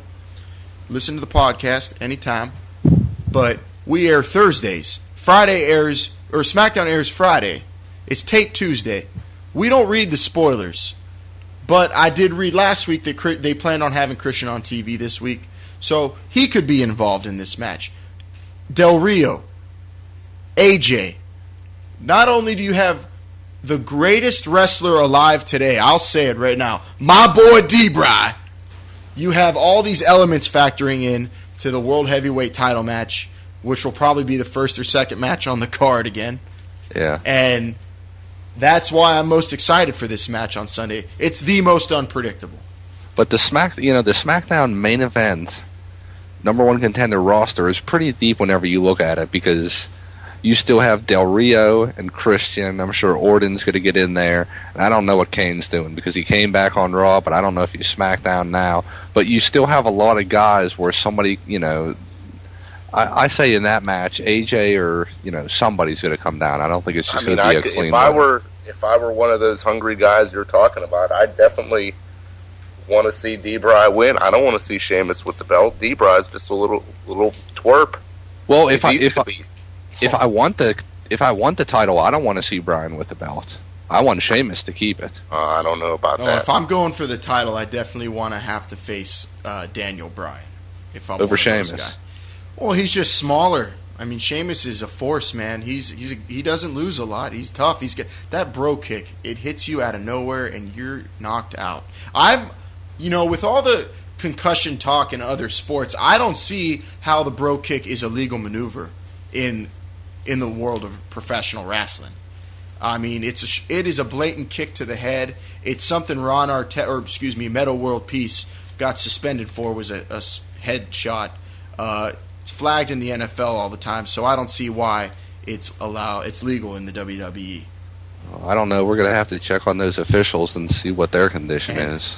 Yeah. Then in addition to all those other guys that could be involved in this match, and AJ, you have the referee factor. The referees are completely anti-Sheamus. That's working in D-Bry's favor, which I'm loving. Sheamus, of course, paid the heaviest fine ever in the WWE, $500,000 for striking referee Chad Patton. I'm really pumped for this match, and I'm bummed that I won't be watching it live. I might be, but most likely going to be downloading it. But I'm anxious to see it. Anything could happen, and it's 2 out of 3 falls too, so it's going to have a good amount of time. Hopefully, I'm not jinxing it there, though. Do you think AJ still may be a little delusional, thinking that if she can help Bryan win the title, that he'll take her back? I 100% believe that. If I'm putting money on a guess, my guess is Sheamus gets the first fall, D-Bry gets the second fall with some help from a referee, maybe a DQ, and then AJ helps D-Bry get over and win the title. My money is on D-Bry to win the title and for this feud to continue through the summer, because I think it's a good one. I mean, on Monday it was great with Daniel Bryan weaseling in as the referee. He's even in the ring, not wrestling, just talking smack. He was great and really effective. And I'm excited also for Friday, Mark Henry Sheamus rematch. No, that seems very unfair. Why should Sheamus have to go against Mark Henry 2 days before Extreme Rules? Well, I think it's a benefit to Sheamus that he's getting to face Mark Henry 2 days before, because he's getting a chance to get the loss back. I mean, he was humiliated by Mark Henry on Monday night. Mark Henry wiped the floor with him like nothing. He got the 1, 2, 3 count. And Sheamus is the champ, and he got pinned on his back live in front of the world in Detroit from a clothesline. Losing to the world's strongest man, that's nothing to be ashamed about. But, 2 days before the biggest match of your life, that's ridiculous. I think it's all just a part of this era of people power. We're getting what we want. And I think Big Johnny, I think that's the right call. Great main event this Friday. I'm excited. And with that, I think we've touched enough on D-Bry. We have one segment left coming up. Wow, man, that whole segment right there really got me pumped up for Extreme Rules. Do you guys see this being a better pay-per-view than WrestleMania? No.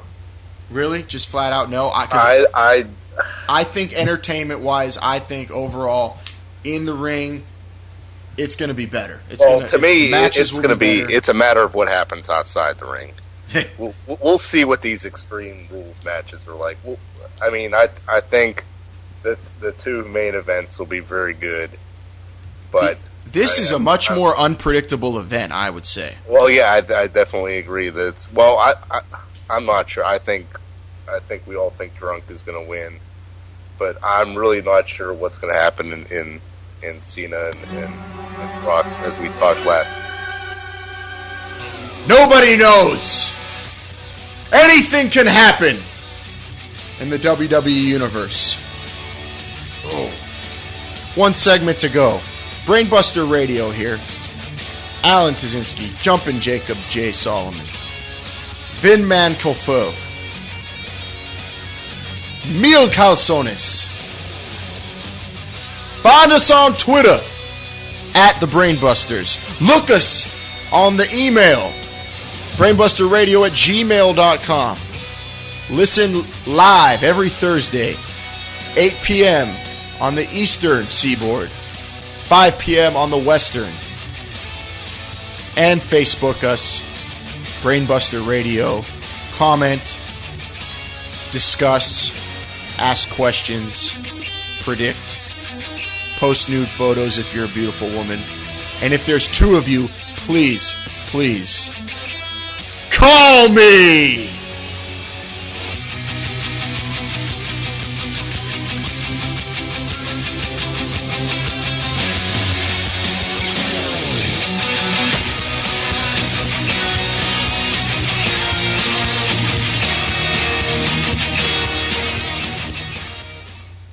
And now, Andre the Giant calls the Geek Squad to help him with his computer. Thank you for calling the Geek Squad, where we know everything. This is Lance. How may I assist you today? Hello? Is this Geek Man? Yes, sir. This is the world-famous Geek Squad, where we don't just eat chips, we install them. How can I help you? Geek, help me with my computer. I need Twitter. Computer is broken. Cheap piece of shit, give it to me by Mr. DiBiase. Oh, I'd be more than happy to... cheap son of a bitch, DiBiase, buy me 3 gigabyte computer for destroying Hulkamania. Oh, what kind of computer do you have, sir? What's the problem? 3 gigabyte. I beat Hulk Hogan 3 times with pleasure. I delivered the belt to Mr. DiBiase, and Andre can send Twitters to his fan. You help me now, or I destroy you like Hulkamania forever. Oh, no need for threats, sir. Perhaps my supervisor could... No, supervisor, I come down to my best and squash you, little geek, and take you to Mr. DiBiase. Do you smell what Andre cooks? Hulk Hogan, I beat you 3 times. 3 gigabyte. Ignorance. Allegiance is the daughter of ignorance. Benjamin Franklin, 1782. Allow me to beg your indulgence for one moment. My name is Damian Sandow, and I'm here to help you. The words of one of our founding fathers ring as true today as they did over 200 years ago. Our reality is one where information is at a premium. However, many, like yourselves, versus embracing this mass wealth of knowledge, choose to be more concerned with the day-to-day trials and tribulations of hoarding simpletons, or which celebrity can garnish the most votes with their sad and embarrassing version of the merengue. But fear not, you the regrettable masses, for I'm going to usher in a new era of enlightenment. An era that will not only shun you from the doldrums of your self-imposed ignorance, but an era that will take you to new heights of moral and ethical capacity. You're welcome.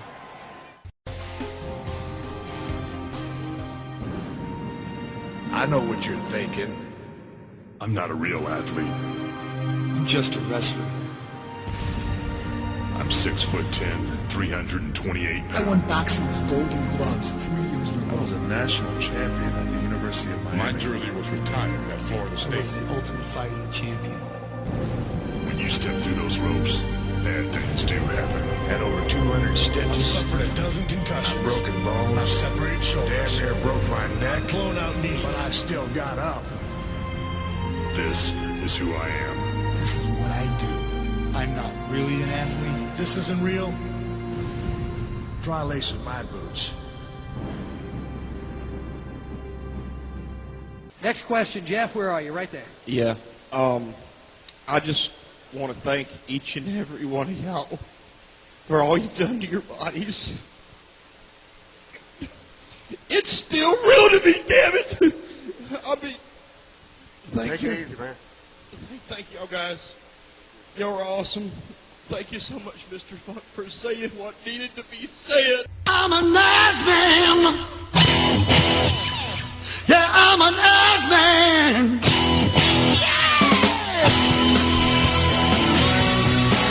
Quit fooling around with training bras. Turn it up. This is Brainbuster Radio.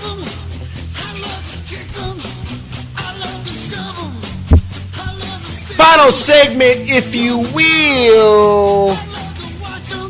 Brainbuster Radio here on Error FM Talk, errorfm.com. Alan Szynski, Jumpin' Jacob J. Vincent Mann, Cal Foe. Before we get into our final words of the evening in Falls Count Anywhere, let's run through a few headlines for the week in the world of professional wrestling. Start off with some sad news. Former WCW star, NWO member Marcus Buff Bagwell in a car accident. Apparently okay, he's in bad shape. Got injured.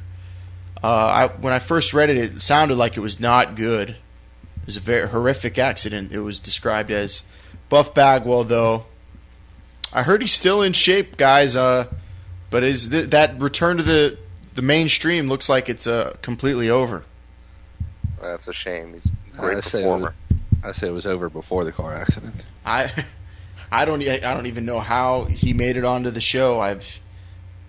All he was just, $1 million body, 10-cent brain. Well, there's a lot of guys we could say that about, but I mean, he was a great tag team wrestler. What were they? The all-American males? He was also part of Stars and yeah. I mean, he's not a big name, but he's a name that you'd recognize, and I put him up there with guys that I respect simply because top 10 pose. He had a top 10 pose, one that I would do throughout playing Mighty Might football in high school football after every sack. I would always do the Marcus Buff Bagwell pose, the strut into the flex of the arms, and he didn't do too bad for a former male stripper. Well, drew money. Yeah, he drew some money. I mean, he was in some notable feuds. Him and Scott Steiner, DDP. He made a name for himself, and best wishes. I'm sure all of our thoughts and prayers here on Brainbuster Radio go out to him. Right, guys? Right. Yes. Also, what do you guys think about Wade Barrett, currently on the shelf? Wade Barrett injured in that infamous battle royal where, holy hell, I mean, bodies were hitting the floor. Guys injured. Almost every guy in that match got injured legitimately. Wade Barrett took the worst, though, injuring his arm. Officially, though, the news came out this week. His lawyer has taken over his Twitter account. His lawyer is handling all of his tweets while he is injured. If you look at how every WWE superstar's Twitter is handled now, it's going to be involved in a storyline somehow. So what do you guys see there? Well, does that mean... I don't know. If his lawyer took over it, does that mean Wade may have wanted to say something that would not be good for his career? I see it as Wade coming back maybe with a new attitude, or maybe hopefully a new manager or a Clarence Mason kind of guy, someone who's going to walk to the ring and make sure Wade gets what he wants. I like the angle. I like starting a storyline before it's actually on air on Twitter. They're utilizing what they have, millions of followers they have, and he has a name. This guy, this Twitter guy. I know it ends in Esquire. Well, if he broke his arm, it seems like he would have a while until he's back. Well, he's due back, I'll tell you, sometime this summer. Here's the first tweet. Due to a number of factors, Mr. Barrett has signed the administration of this account over to his attorney for the foreseeable future. Mr. Barrett will be making no further comment at this stage. Regards, Peter Lazarou, Esquire. Oh, my. Oh, it's obvious that he's just preparing for the Barrett barrage. And that's what I was waiting to hear. That it's amazing that the Barrett barrage is continuing even while he's on the shelf. It's impressive. Who knows what brand he's going to come back to, but whoever is on that brand's got to be shaking in their boots. Well, you know what? Speaking about brands, is there any reason for them to do a draft this year since both shows are on Raw? Because it doesn't seem like usually around this time we start hearing about that stuff. But does it even matter now? You know me, I've been saying this ever since the first two drafts. I got sick of it. So I'm hoping it's done.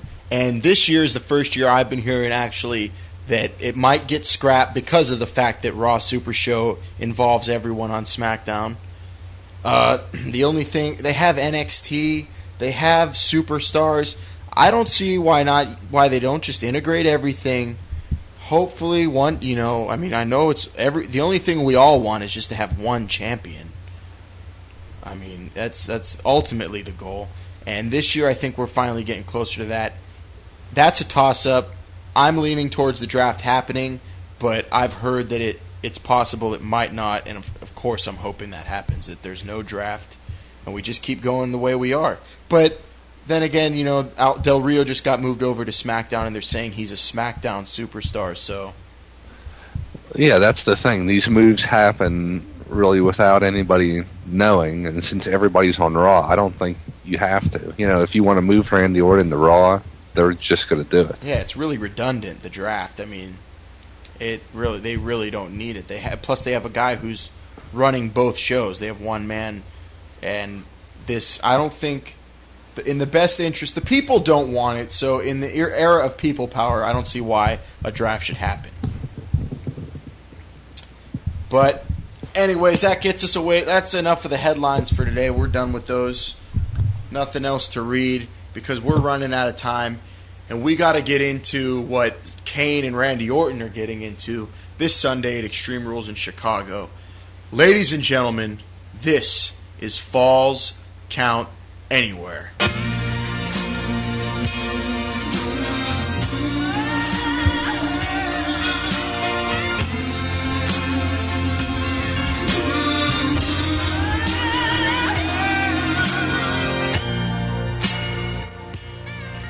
TLC, Elimination Chamber, Hell in a Cell need to go. I hate themed pay-per-views. Not Bash at the Beach, Great American Bash, or Halloween Havoc. No, I'm talking about WWE's current pay-per-view schedule, where the show determines the match type. Feuds should progress naturally and end up with a stipulation match if needed, not the current way things are now. As far as I'm concerned, the Rumble and Money in the Bank should be the only nights where we know the match type beforehand. I'm not even big on the Money in the Bank pay-per-view idea, but the only two in history have been good, so I'll let it go. Remember when the Chamber was so exciting because you didn't know it was going to happen 2 times in the same night every February? This is what is lost when these pay-per-views are forced on us. Cena versus Barrett in a chairs match? And the Cell, which had an enormous growth spurt during a year, has been reduced to a joke. I would almost rather see a regular 15-foot-high steel cage match than the Cell if it is not utilized creatively. I don't have a problem with Punk, Barto, and Cena in TLC, but that would have been a great match without it. These gimmick nights need to die quickly. We have few 3-week pay-per-views anymore. Now, if we can just get rid of these last annoyances, things will be closer to way things were when wrestling was on top of the world. Ben. Extreme Rules. Normally, this is something that would get me pretty hot and bothered.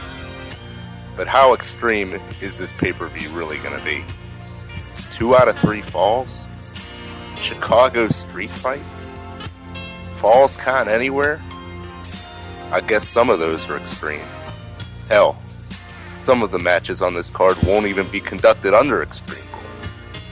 Doesn't that bother some of you that this so-called extreme pay-per-view is being shoved down our throats? When WCW advertised unauthorized, unsanctioned, and uncensored pay-per-views, they delivered with kinds of matches like King of the Road, Doomsday Cages, and Texas Tornado matches. WCW always did good stuff with Thunderdome Cages and Chambers of Horrors. But it's not like the WWF was lacking in this department. The Boiler Room Brawl is one of the greatest matches of all time, and it hasn't been that long since we've seen an Inferno match. Even this year's WrestleMania gave us a great Hell in the Cell. But we need more.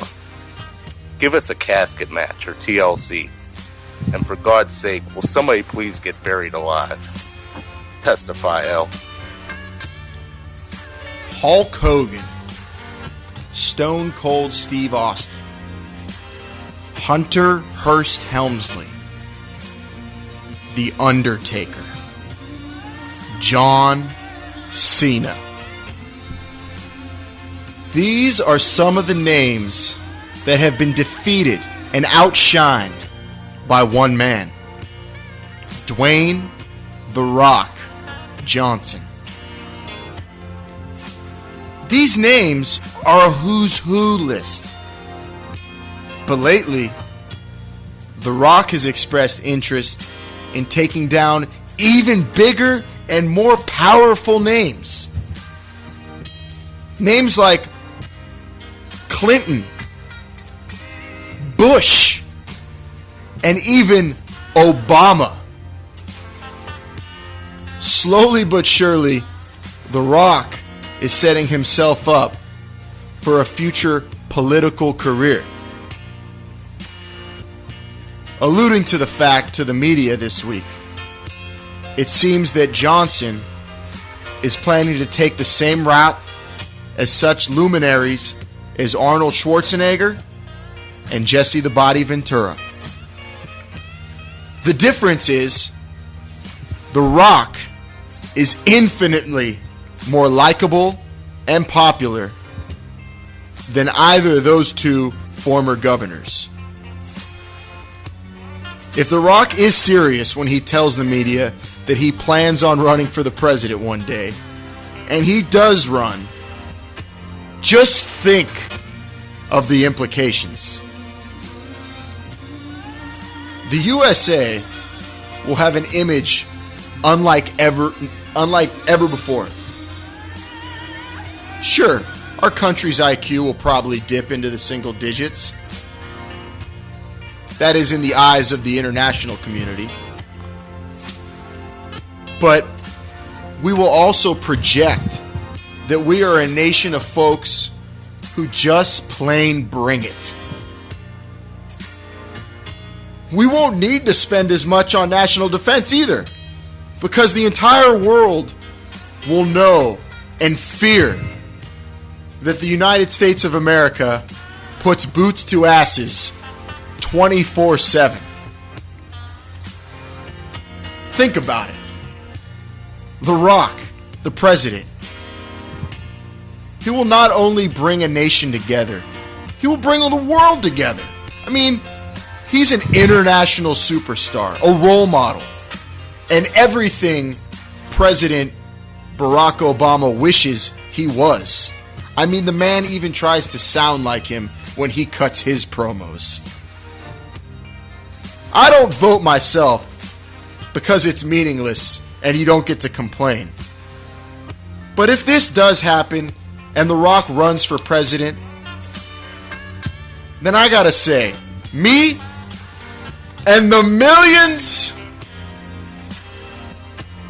and millions of non-voters will smack down the vote that year, because it will be a lot like this past WrestleMania. It's going to be once in a lifetime. A once in a lifetime opportunity to elect a once in a lifetime man to the office. A true man of the people. The people's president. The fucking Rock.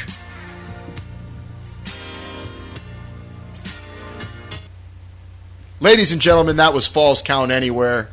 You just listened to Brainbuster Radio on Error FM Talk, errorfm.com. The Brainbusters are Vin Man, Vince Calfo, Jumpin' Jacob J, Jacob Solomon, me, Alan Tazinski, Mil Calzones on the ones and twos. We will be back next week with a recap of Extreme Rules, which is this Sunday. Next Thursday, 8 p.m. on the East Coast, 5 p.m. on the West. Bring it this Sunday. This Sunday will be a night we will all remember. I think so too. I think it's going to be better than WrestleMania 28 was, because anything could happen in the World Wrestling Federation. It's pandemonium. You can cut the electricity with the knife. We'll be back next week. Thank you for listening. Testify.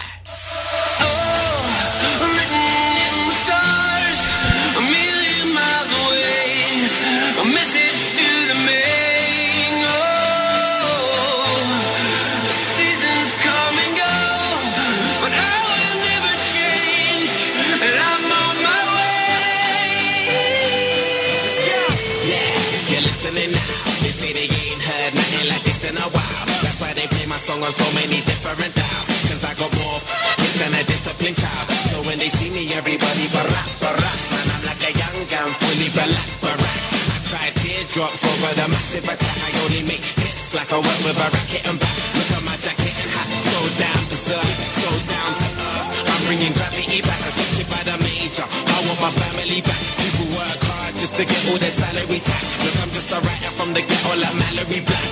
Man, where the hell for the sanity at?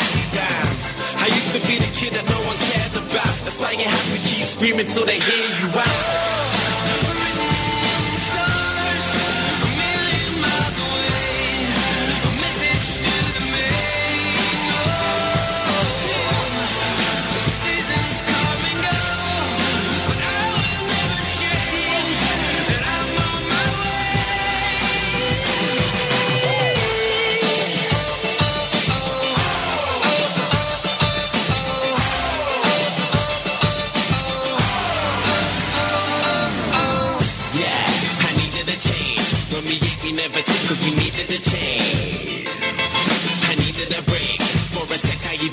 Believing and praying. I even done illegal stuff and was needed a strain. They say that money is the root to the evilest ways. But have you ever been so hungry it keeps you awake? Mate, now my hunger will leave them amazed. Great, it feels like a long time coming. Fam, since the day I thought of that cunning plan. One day I had a dream, I tried to chase it, but I wasn't going nowhere. Running, man, I knew that maybe someday I would understand. Trying to change a 10 to 100 grand. Everyone's a kid that no one cares about. You just gotta keep screaming till they hear you out.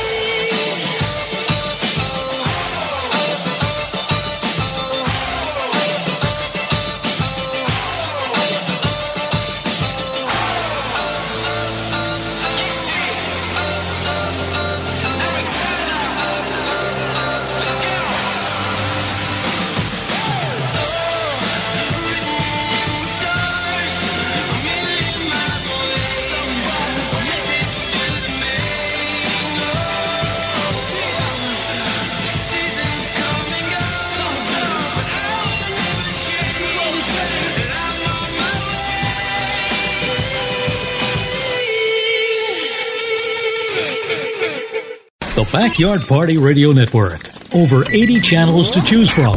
Just click to play. It's your choice, and it's better than FM. BackyardPartyRadio.net. Check it out. Check it out. Check it out. Check it out. Check it out. Check it out. Check it out. Check it out. Check it out. Check it out. Check it out. Check it out.